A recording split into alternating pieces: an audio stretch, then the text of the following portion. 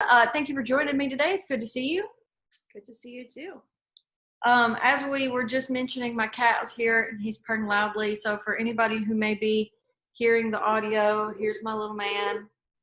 I was saying he's geriatric, so usually what he wants he gets. So I'm sorry that he's here, but he'll be hanging out and giving us his input. So let's just kind of start off with a little bit about you. Are you from New York City? And if you're not, where are you from? I am not from New York City. I've lived here for almost 12 years, but before that, I grew up in the suburbs of Chicago. Oh, cool. I used to live in Chicago. Which suburb? Highland Park. Okay. I worked in Skokie and at the Apple Store. Oh, okay. Yeah, but I lived, not downtown, but I lived in like Logan Square. I lived in a couple other neighborhoods. So nice. So did you what now? My grandma lives in Skokie, so very familiar. Skokie is not bad, and even when you get over into it's off the Purple Line, it's kind of in between. It's still Chicago, it's not quite Skokie. Evanston? Yeah, Evanston is really beautiful, is it not? Like Northwestern, yeah. A lot of brownstones, a lot of trees over there. Well, so did you have the like writerly dream? Is that why you moved to NYC? I did. I wanted to live in New York for as long as I can remember. I had like mythologized it in my mind. And back when I was much younger, I really wanted to be a Broadway actress. So of course, New York was the place to be. And I'd visited before to see shows and do some theater trips. And then eventually my dreams evolved to be more of a writer. And I went to college for writing in the city. So that's how I did it. Got it. So kind of walk me through your journey to becoming, I assume, a full-time writer now, correct? So what, you're talking about, I used to want to be a Broadway actress. Like, how did you go from wanting to be an actress to where you are now? I was better at writing, worse at acting. So I think as it came time to apply to college and I was looking at what I would do next, acting just didn't seem to be a viable career path. Very challenging, and auditions were very difficult for me. So I chose the other very rewarding career path and also challenging of writing. And I went to Columbia and I majored in creative writing. They have a couple different programs there, and I chose fiction because that's what I like to read. I'm passionate about it. And then when I graduated from Columbia, I called myself a freelance writer and didn't know what that meant, didn't know how to do it, but slowly put it together along the way. Nice. Yeah, I feel like none of us really ever know. We say we're freelance writers when we're starting out, but none of us really ever know what we're doing, and maybe some of us still don't. So there's always a lot of writers. You broke up just a little bit. What were you saying? Oh, I was just saying I didn't know any freelance writers, but I liked the idea of it. I wasn't particularly drawn to an office job where I'd be doing more admin stuff and not writing. So I just said that's what I was and started to learn. And you made it happen. Mm-hmm.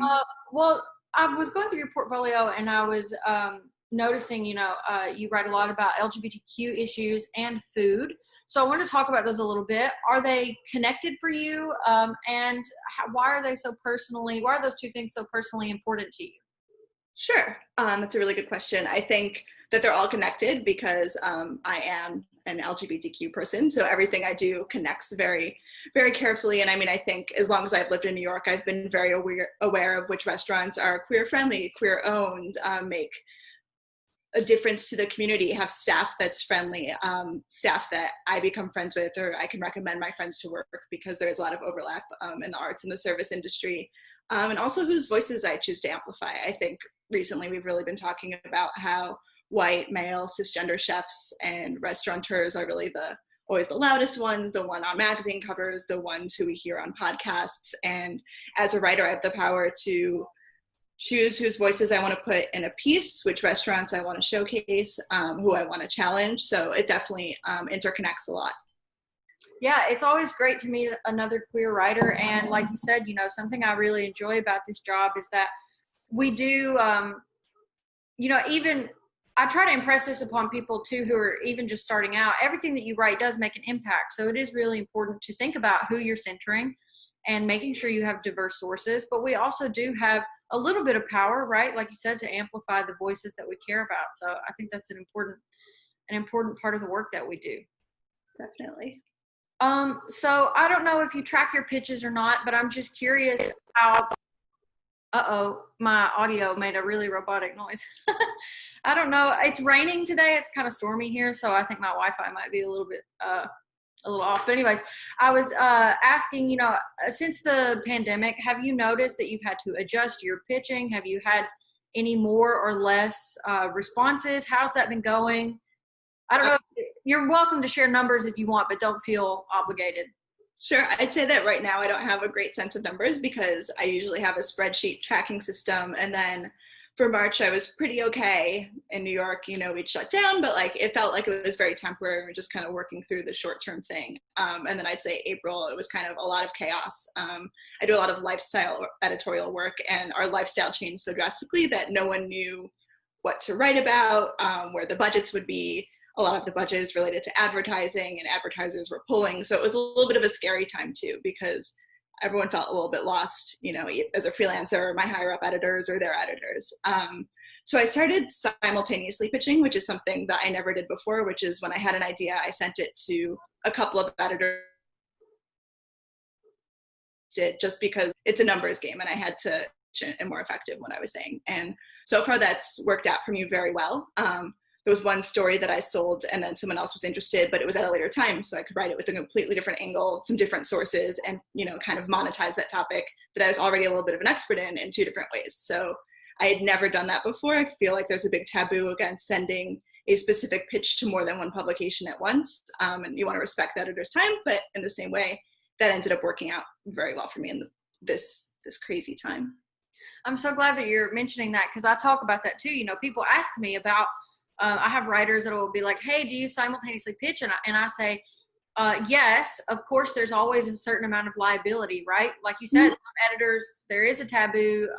They don't necessarily like it when people simultaneously pitch, but like we have bills to pay. So, Absolutely. We can't necessarily afford to wait 2 or 3 weeks for a response and then it turn around and be a no and then continue pitching. So was there anything else about simultaneous pitching that you learned? Did you have anybody say, hey, I wish you wouldn't have done that? Is there any other takeaway from simultaneous pitching that you have? I mean, so far, I would say that no one really knows. Our boxes are private, and I do often write about similar topics, and there's so many stories to tell, even about one particular chef, one restaurant, an opening, a closing. So it's not necessarily that I'm just recreating the same story in a different voice for a different outlet. I wouldn't do that either. That would be boring and not worth sharing my work for. But I think transparency is really important. So for all of the editors who I've sent a similar pitch to, this time sending it to a couple of publications, and would love to work with whoever can guarantee this first. And I think that also helps get the ball moving if it is timely. And then something I've done for a while as well is if I don't hear back within a week, I'll say, are you interested? I'm considering taking this to another publication, but wanted to, give you another shot. So I think just trying to communicate, it can be hard when you only have relationships with people via email or you're pitching to a general editor's inbox. So I just try and communicate the best that I can. I like that though. I like the bold approach. Something that I use is final follow-up. I'll say, hey, I just want to follow up a final time. Just if you want this is the final time. So using phrases like that definitely helps communicate our position. And it reminds editors who sometimes, not all the time, but sometimes are in a more stable position, like, hey, we're not in a stable position and everything that we have, is dependent upon others. Mm-hmm. So you were talking about, you majored in creative fiction earlier, and I noticed on your About page, you're writing a book about women in New York. So if you want to tell me a little bit about the fiction that you're writing, and also, do you think that it's a good idea for freelancers to expand outside of just journalism and write in multiple genres? How do you feel about that? Sure. I mean, for me, I enjoy it. I do it because it's fun. It's a hobby. I think it uses a completely different type of my brain. So I really enjoy writing fiction. I think also with journalism, we're always telling the truth and getting to the facts, and fiction allows me the creativity of what if this scene played out a different way, or what if this interview was like totally outrageous and quirky, and I can use some tidbits of things I experience in real life and kind of make them however I want in my mind. So that's fun for me, and it's also relaxing in a way that I get to write what I want to read, and that doesn't always exist. And I think I kind of carved that niche for myself in journalism, but now I kind of write light women's fiction about young lesbians in New York, which there isn't too much of. So I love creating that, and hopefully we'll get it published one day. I work with an agent and hoping to have a novel ready for publication soon. But for now, it's just a fun thing too. And I think with journalism too, I have tons of notes, and I take notes in notebooks, on my phone, everywhere. But sometimes I'll kind of star something and be like, oh, that would be a good scene. That would be a good character. Because you can't always publish everything. There's libel laws and there's editing and everything. But I think it's a fun outlet. That's great. Yeah, I'm definitely looking forward to that. And you're right. The more lesbian representation we have, the better, in my opinion. So talk to me. Have you ever learned anything? I asked Pam, our first interviewee, I guess, is I was trying to say inaugural interview in my head, but anyway, so we talked about her worst byline and her best byline, and it may take some time to think about it, but I'm just curious, if you have any takeaways or learns from a piece that you really enjoyed and a piece you felt like could have maybe been different or better. It's a good question. I try not to dwell on my worst, try and move on, but I would say that my worst bylines were probably when I was just starting off. You have to pay your dues and figure out what it's all about, but they were at a publication that didn't pay me anything. And I thought that was definitely what I had to do. And I had a couple of different jobs so I could pay the bills. And one of them was nannying. And I was pretty lucky that the kids were independent. So they would go in different rooms of the house, and I would sit in their kitchen and write these stories that didn't pay. And I'm glad I did it. I learned about being a freelance writer. I got some perks. They sent me on a trip once. So it wasn't all bad, but looking back, I feel a little bit of regret that I spent almost a year of my writing career not getting paid to do what I do professionally. Yeah, it's a good reminder. Even if you don't have an extensive portfolio, your time is still worth money. Maybe you're not commanding, the top rates on the market, but it's not fair for you to put in work for nothing. So I think that's really absolutely. Yeah, and looking back, if I had just spent a little more time pitching and looking for publications that did pay, I wouldn't have had to stay writing for that publication that had no money for writers. But it was very comfortable and enjoyable too, and that's part of why I did it. And you learn. So I've learned, and I definitely don't write for free now. I'd say best byline. That's a good question. I think one of my favorite bylines was for the New York Times. I wrote about the reboot of The L Word for Showtime. And it was a story that I had pitched almost a year prior when they were talking about rebooting, and they had a press conference, and I had a conversation with the editor who I had just cold pitched. And he was interested, but thought maybe we'll do an interview with the showrunner once they start filming the show. So it was kind of on deck, and we didn't touch it. And then a couple of months later, I emailed him again, and we talked about it. And he realized, or I helped point out, that it's more of a cultural phenomenon. It's not just another show. There's a lot of history that goes into it, a lot of opinion. And we started talking about it and built it out from an interview to a larger feature. And I got to travel and be on set and interview some of the actors and producers, and then spoke to some historians. And it was just a really fun story to work on with so many different sources. That's awesome. And I love talking to writers because I feel like literally every question brings up so many good points, which again, you're talking about, hey, sometimes you pitch a story and it's touch and go for a few months and then you come back to it. I've talked to some writers who have said they resurrected a pitch, after months and made it relevant again. So I think that's a really good learn. Hey, you can always go back to a pitch and make it relevant again. And sometimes it takes a while to publish. Definitely. I have a Google Doc, or a bunch of Google Docs from every year I've been freelancing, where I put kind of all my pitches that didn't land. And they're quite long. They're like 50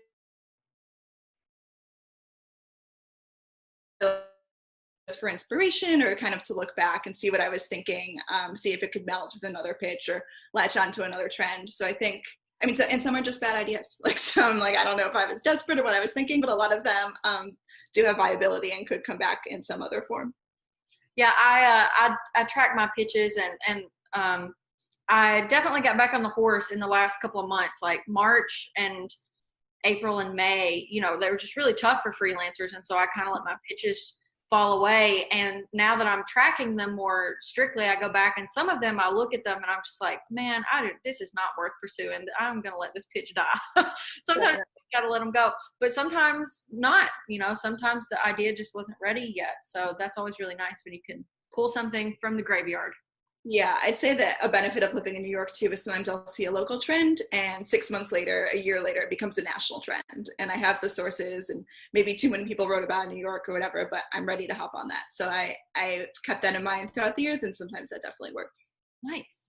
Um, I have only spent about 8 hours in New York. I had a layover on my way home from my first like solo trip out of the country. I went to Paris and I had this layover, and so I don't really know that much about NYC. What is your neighborhood like? I mean, do you think it's conducive to writing? What's it like living there? I would say that usually it is. It's a little challenging right now. I usually spend half the day at home. I have a little office in the corner of our kitchen / living room. But my wife has also been working from home since March, so I am now working in the bedroom. um, and then our neighborhood is great. It's full of freelancers and creatives and people who don't work necessarily traditional hours. So I love that. There's always people around during the day to talk to. There's people on laptops at every coffee shop. A bunch of restaurants turn on their Wi-Fi and serve coffee or lunch. So it's really great. And there's always story ideas as well. Like you're always seeing things. I'm always inspired or trying to check out what's opening or eavesdropping on conversations. So it's usually great. It's been a little tough being locked in and not really having those usual outlets. That normalcy. Yeah. Yeah. Nashville obviously is very infinitesimal small compared to New York City. But one thing I do like about living here is, the majority of my first bylines were more so in national publications. And it was really hard for me because I was moving from Chicago back to Nashville. It was hard for me to do anything local because I didn't know anyone. Yeah. So something that I really value is now that I'm kind of here, I'm embedded into the community and I am like doing the eavesdropping and listening to what's going on and coming up with ideas. So, do you have any advice for beginning freelancers, beginning writers? Like what's something you wish you had known when you started other than don't work for free? Don't work for free. I mean, and if you do, have a time limit. I would say just talk to as many people as you can, both in the industry and out of the industry. Once I started writing, I started going to more media events and meeting other freelancers and meeting editors and meeting people who just did things on other parts of the industry that I had no idea were jobs, like recipe development. So I think being able to be involved in a media community and knowing the roles that other people do and not being shy for asking for advice is great. I've also started consulting with people who want to be freelance writers, whether they're new graduates or doing a career change or just want to like beef up their game. And usually we just work on structuring a pitch, being confident, sending that pitch, following up, I think is the most important thing of being a writer. I've gotten so many stories just because I followed up and someone missed the message in their inbox or they forgot to bring it to the editorial meeting or whatever happened. So I think following up is like the key and getting those pitches and getting stories. That's good. The last thing I was going to ask you is if you had anything to promote, but it seems like maybe you're doing some consulting. So I don't know if you want to talk a little bit about that. I just wanted to give you a space, to let people know how they can support you and what you're up to. Oh, thank you. Yeah, I mean, I've been doing it for a couple of years and I work with really a big range of clients. Some people aren't even writers. They just want to get better at writing for their career, their personal life. And it's fun. I mean, I've worked as an editor, but I'm not an editor now. But I like working with other people's work and helping them craft creative ideas and giving them tips. And also then I can look at my own work like that and kind of have a more objective eye. So usually what I do for writers is we'll work on pitches of a story they want to tell. A lot of times people need help kind of determining what their angle is, not just a topic. They want to write about a vacation they took, but what's the story? Is it a personal essay? Is it a list? Is it a humorous piece? So we kind of go through what they're trying to do and narrow down their objectives and get really specific. And then we craft pitches and I help them write the follow-ups too. And we set a calendar reminder for when they're going to send it. And I let them bounce ideas off me and it's been a lot of fun. So yeah, I'm open to taking new clients if they want to do that. And it's usually an hour-long session once a week, but I'm very flexible. Love that. Well, I'll be sure to include your website link in the video description. Is that how they can get in touch with you? Yeah, that's fine. Perfect. Well, is there anything else that you want to mention before we go? I've kind of got to the end of the list of my planned questions. I think that's it. I'm used to being the interviewer, so this was fun and different. Isn't it strange? Like it's different also interviewing other writers and trying to talk about freelancing because it's such a broad topic. But I just want to say thanks for your time, and I'll shoot you a link as soon as this is up, and I'll be sure to include all your links in the video. Great. Thank you so much. It was fun talking to you. Yeah, good to see you. Have a good day. You too. Bye. Bye.